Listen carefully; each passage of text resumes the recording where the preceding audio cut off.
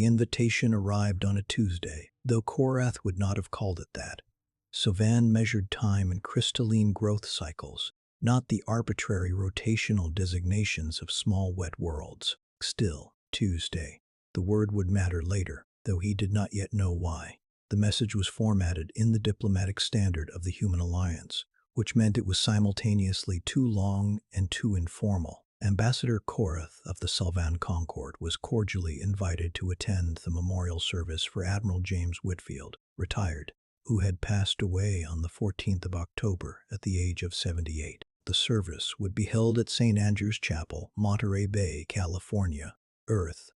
Dress was service formal or civilian equivalent. A reception would follow. Qorath read it twice.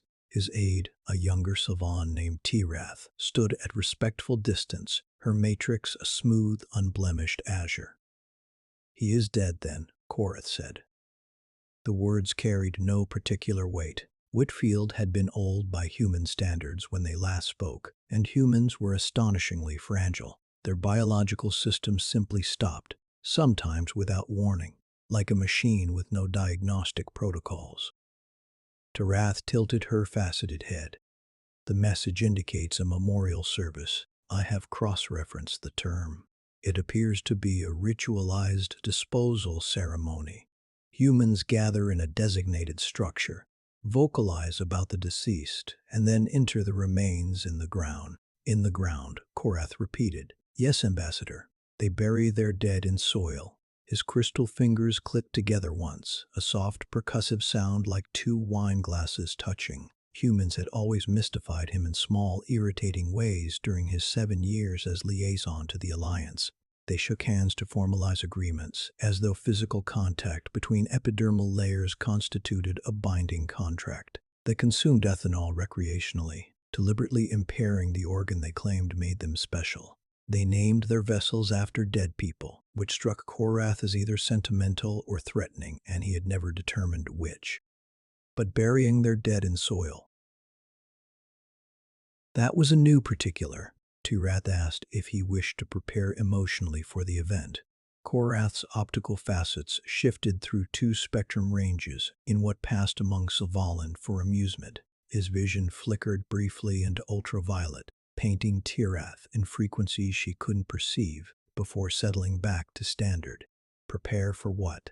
The man is dead. His chemical processes have ceased. There is nothing to prepare for.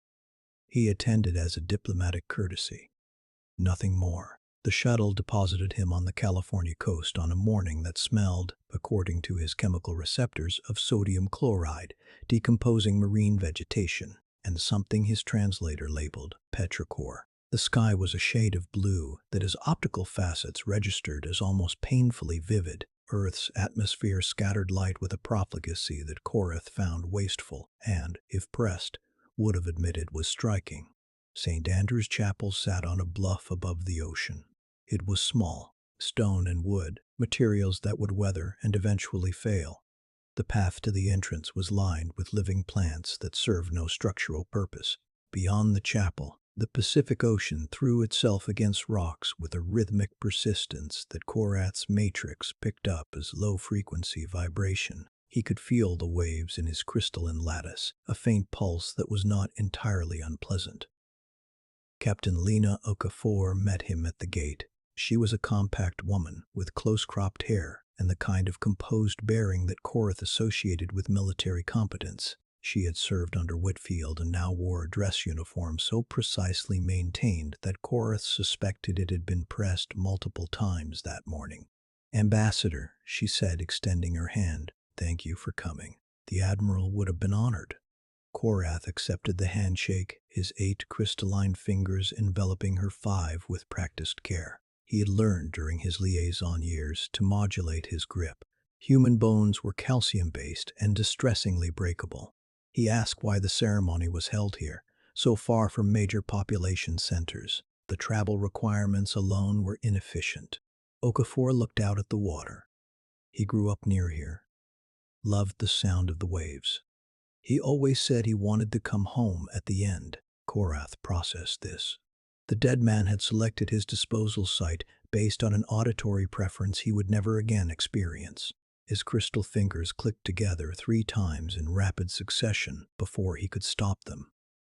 Okafor noticed but said nothing, which Qorath appreciated. She led him toward the chapel, and that was when the strangeness began in earnest. Humans were gathered on the lawn before the entrance, perhaps 200 of them, with more arriving. Many wore dark clothing, which Qorath's research had indicated was customary for human death rituals. But the behavioral data did not match his expectations. They were not standing in orderly silence. They were clustered in groups, talking. Some were embracing, full body contact sustained for multiple seconds, which Qorath knew signified emotional bonding. Several had fluid leaking from their ocular organs. Crying, the humans called it. A biological response to emotional distress that served no obvious survival function.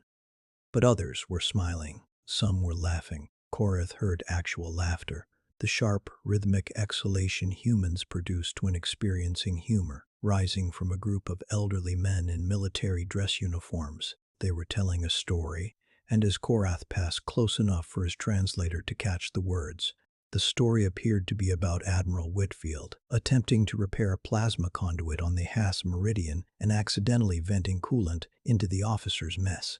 The punchline involved the Admiral standing in a flooded corridor, coolant up to his knees, insisting with absolute authority that everything was under control. The men laughed so hard that one of them, a heavyset individual with medals across his chest, had to lower himself onto a bench.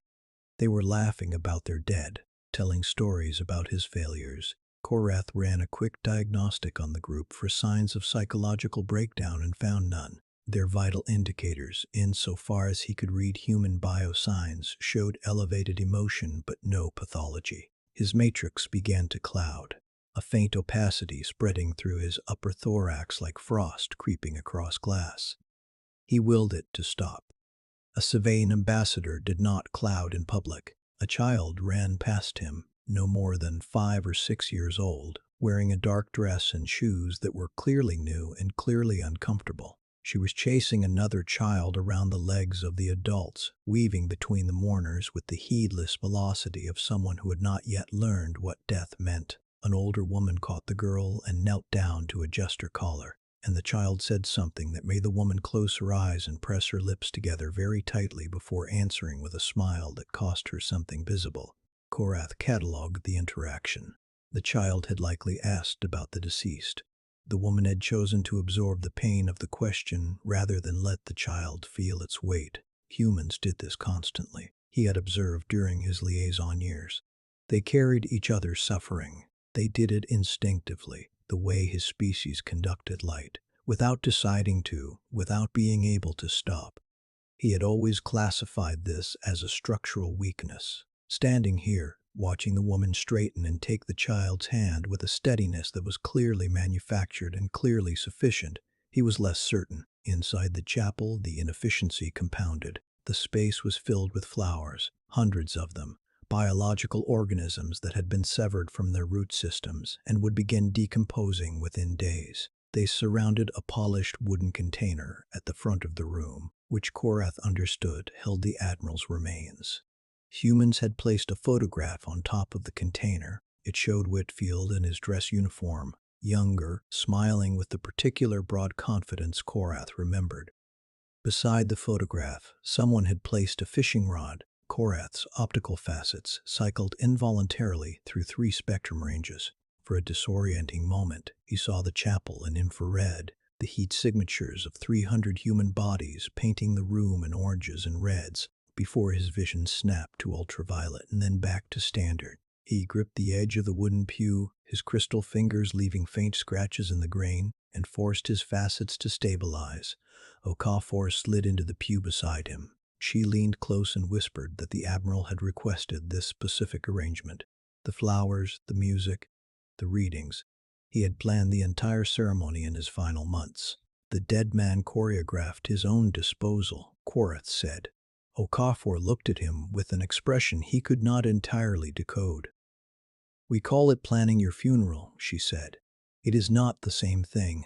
The first speaker was a military colleague, a tall man with silver hair who walked to the front with the measured stride of someone accustomed to command. He described Whitfield's service record in terms Qorath understood: deployments, commendations, strategic contributions. Factual. Ordered.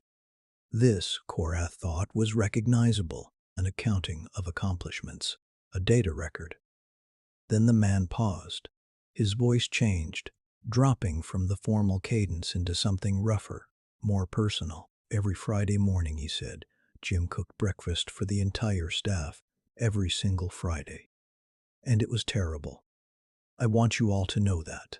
The man could command a fleet, but he could not make an egg that wasn't a war crime. And if you said anything, he'd look at you with those eyes and say, "It builds character," and you'd eat it. Because he was Admiral Whitfield and he woke up at 0400 to cook for you, and that meant something, even if the something was indigestion. The room laughed. 300 humans gathered around their dead, laughing at the sound of his name attached to a story about burned food. Qorath watched their faces and saw something he had no framework for: joy and grief occupying the same space, not competing but somehow coexisting. The man's voice broke on his next sentence. He said that James Whitfield was the finest officer and the best man he had ever served with, and the room went so quiet that Qorath could hear the ocean through the chapel walls. 300 humans, breathing in unison, trying not to cry. The sound of collective restrained grief was a frequency Qorath had never encountered, a low, thick silence that pressed against his matrix like atmospheric weight. Something shifted in his crystalline structure. A microfracture, hair-thin, split through his left thoracic plate with a soft ping that only he could hear. He had not experienced a stress fracture in over a century. He pressed his palm flat against his chest and felt the faint ridge of it, already beginning to heal, and did not understand why it had happened. Then David Whitfield stood up. The grandson was young, mid-20s by human reckoning. He walked to the front of the chapel with the careful, rigid gait of someone terrified of his own legs. He was holding a piece of paper that trembled visibly in his hands. He unfolded it, pressed it flat against the podium, and began to speak. The first minute was formal, prepared sentences delivered with the mechanical precision of someone reciting from memory.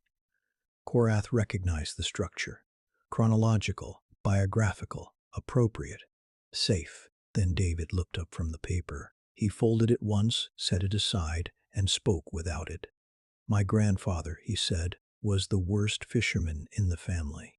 I need you all to know that." The man had 40 years of naval experience. He could navigate by stars, he could read ocean currents like a book, and he could not catch a fish to save his life. We went every weekend when I was growing up, every single Saturday. And I asked him once, "Grandpa, why do we keep coming back? We never catch anything." And he looked at me like I'd said something ridiculous, and he said, "David, it was never about the fish." The room made a sound that Qorath had never heard, a collective exhalation that was simultaneously laughter and something much deeper. Not amusement, recognition. David's voice steadied as he continued, finding a rhythm that had nothing to do with rhetoric and everything to do with memory. He told him about a phone call during his second year of college, when he was failing 2 classes and certain his grandfather would deliver a lecture about responsibility and discipline. Instead, the old man had listened for 10 minutes and then said, "Good. Now you know what failure feels like. And now you know you will survive it. Call me next week and tell me about the surviving part." And then David told them about the last time he saw his grandfather. In the hospital.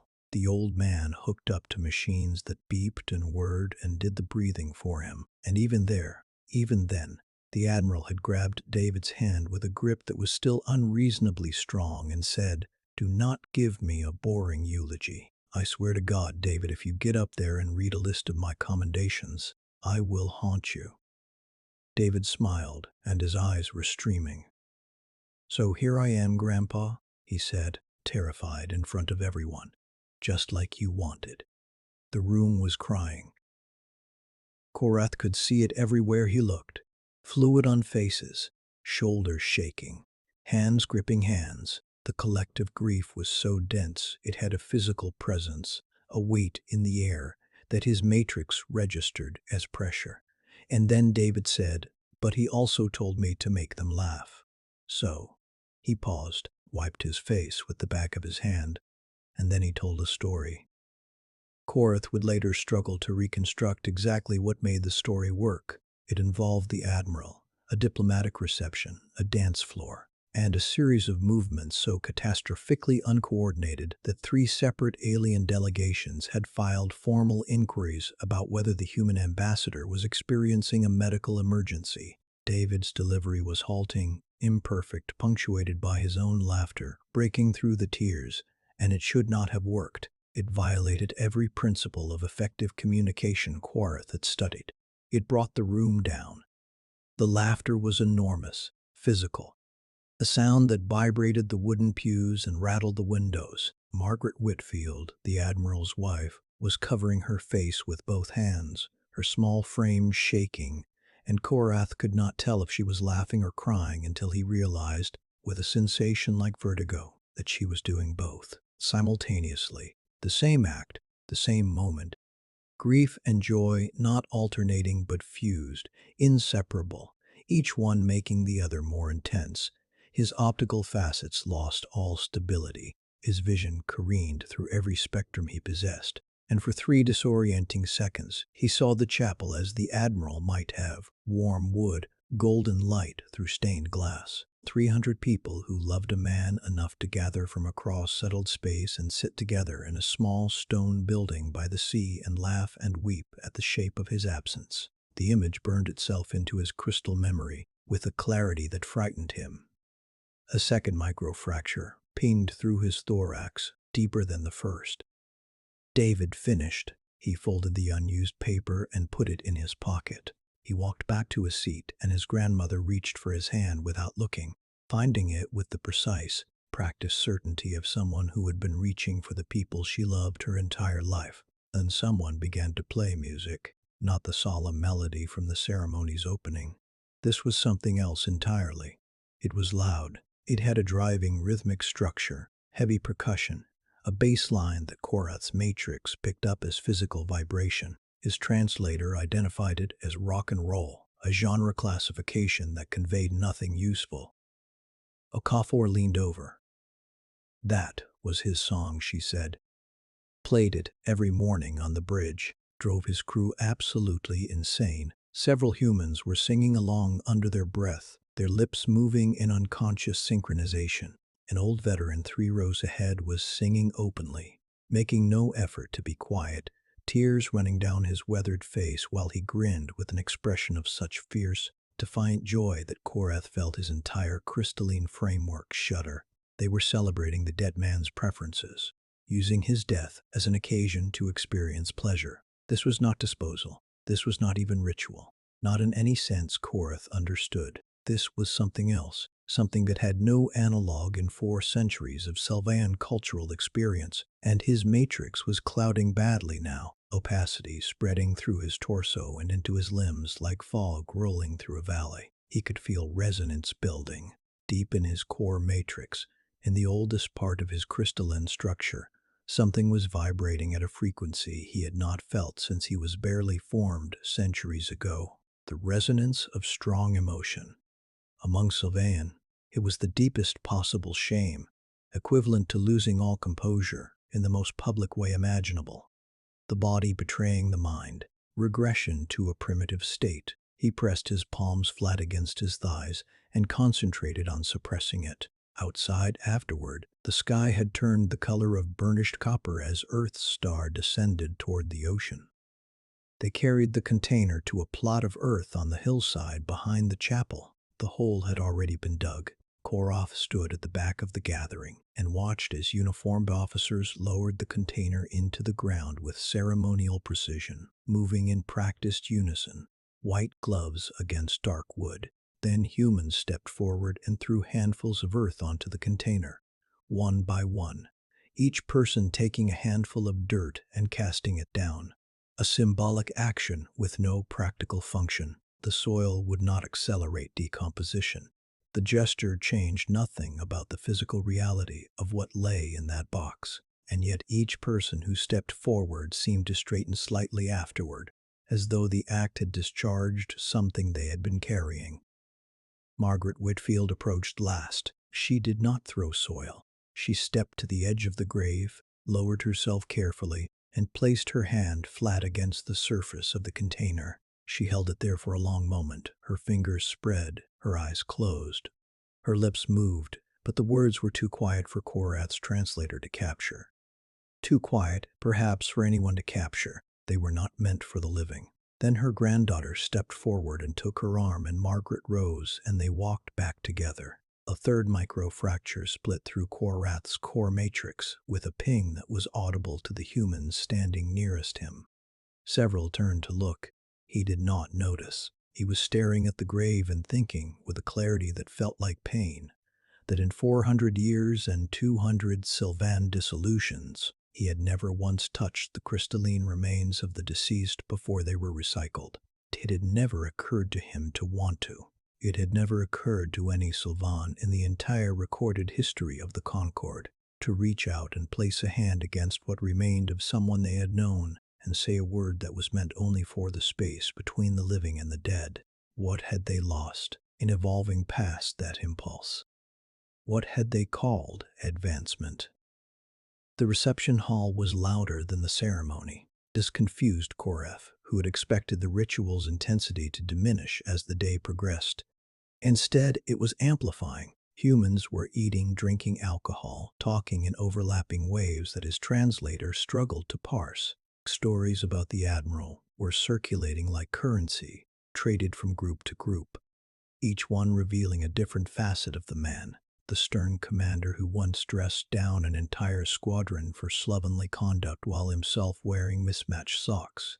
The terrible cook who burned everything but never stopped trying. The stubborn negotiator who had arm-wrestled a Galactic ambassador on a dare and won, nearly derailing a trade agreement and then salvaging it by convincing the Galactic that the contest demonstrated humanity's respect for their warrior culture. The grandfather who wrote letters by hand because he said screens were too easy to ignore. Qorath listened to 3 conversations simultaneously, a capability of Sylvan auditory crystal that he rarely deployed in social settings. In one corner, a woman was describing how Whitfield had stayed up all night, helping her rewrite a transfer request after her first draft was rejected, and how he had told her that the Alliance did not get to waste her talent just because some bureaucrat could not read. In another, 2 officers were arguing about whether Whitfield's famous risotto was actually edible or merely less terrible than his other cooking. In a third, someone was crying quietly while someone else rubbed their back in slow circles, saying nothing, because sometimes human presence required no words at all. Each conversation was a fragment. None of them captured the whole man, but together passed from voice to voice like stones being polished by handling. They assembled something the Qorath species had no process for, a portrait of a person made entirely from the memories of others. Not a data file, not a mineral component, a story, told in parts, by the people who had lived alongside it. A woman Qorath did not recognize approached him. She was elderly, wrapped in a dark shawl, and she looked up at him without any of the hesitation most humans showed around Sobalin. "You must be Qorath," she said. "Jem talked about you." His crystal fingers clicked once. "He did?" She smiled.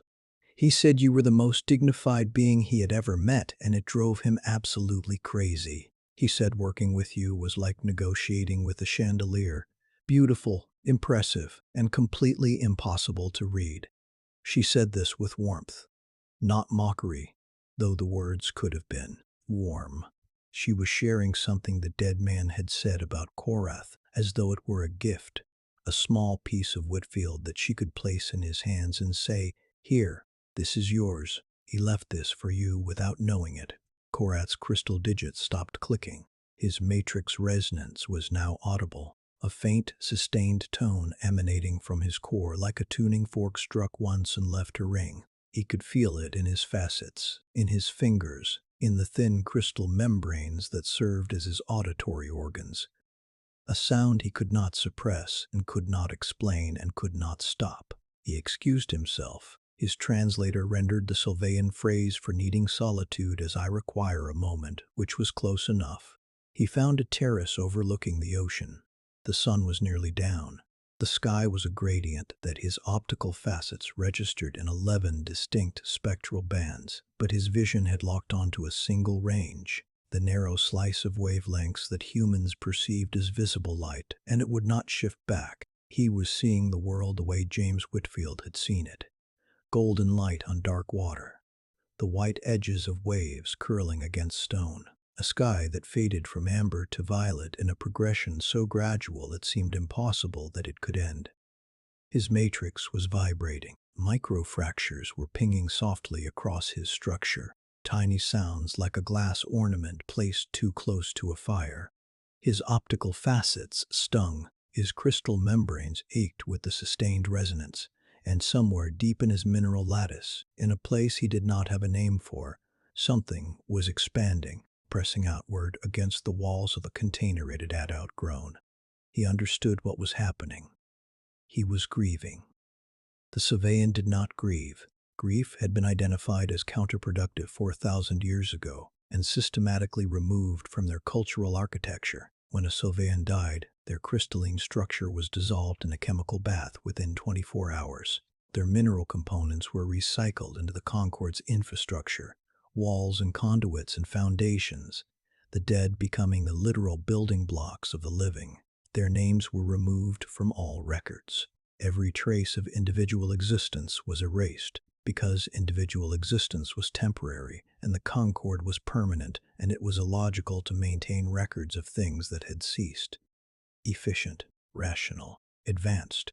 Qorath stood on a terrace above an alien ocean and resonated at a frequency his species had not named because they had decided millennia ago that it did not matter, and he thought about James Whitfield, who had been gruff and funny and stubborn and warm, who had burned breakfast every Friday and could not catch a fish and danced so badly it caused diplomatic incidents, who had chosen to be buried within earshot of waves he would never hear, because love was not logical and did not need to be. Humans did not mourn despite having loved their dead. They mourned because they had loved them, and they refused, with a stubbornness that Qorath recognized as the same force that had dragged their species out of caves and across the void between stars, to let death be the end of the story. They gathered and told tales of the dead, embarrassing and beautiful and mundane, and in the telling they kept the dead alive in the only way that mattered, not in mineral, not in infrastructure,